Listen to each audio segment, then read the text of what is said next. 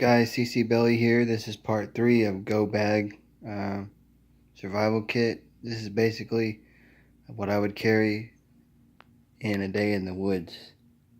Training, bushcraft.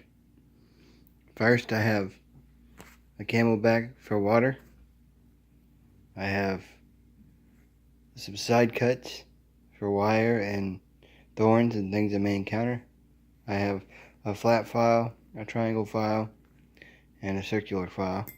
Can aid in sharpening tools and manipulating material in the woods, whether it be sticks or rocks, to make arrowheads and such. In this little container normally holds cigarettes. I can't get it open, but I have candles in there to accelerate the flame when need be, to maintain it, to transfer it to tinder. I have a form of fire. I have tinder box. I got a wire saw. I got a hatchet. And I got a medical kit, cotton bandana, some ace bandages, and another tool roll to carry supplies, and some work gloves. And I also have a tinder bundle, tinder box secondary option, and then flammable styrofoam, tinder material, a tinder bag for what I find along the trail, bungee cords, and I also have safety goggles. And then I got a survivor card that has a compass, a whistle, a ferro rod, and a blade all in one. And then I have my cutting tools. Primary 12-inch chopper, but it can carve, it can cut, it can pierce, it can strike ferro rod off the spine. I also have a folding saw that does a damn good job chopping limbs down, cut them down to what you need to make for shelter and such.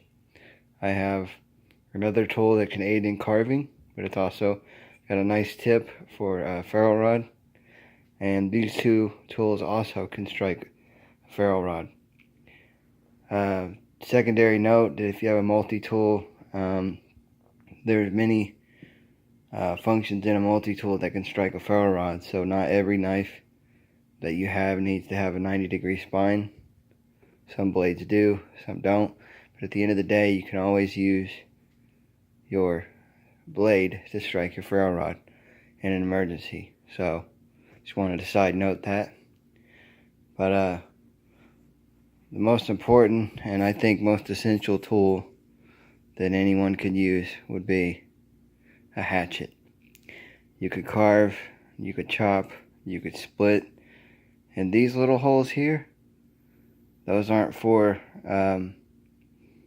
lightening it up, as people would say. Those are actually designed to separate bullets to get the powder out to start a fire. And y'all know what this spike's for. It's a freaking battle axe, y'all. But it will work good for bushcraft. And in most survival situations, you may only have one of these tools, or none. Okay, so bushcraft, as I've said before in other videos, is drilling and the practice of utilizing specific techniques based on CAPA, conceptual analysis, practical application. That way you can better assert yourself if you only have one chance, one strike, one option in a survival situation.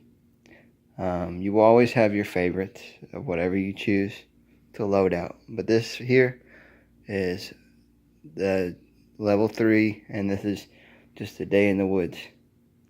Hope you like it. Subscribe, hit that bell, and just remember, guys, the best knife that you can get for the money and what it can do is a CRKT, Chance in Hell. Roger that. Have a good one. Peace out, guys.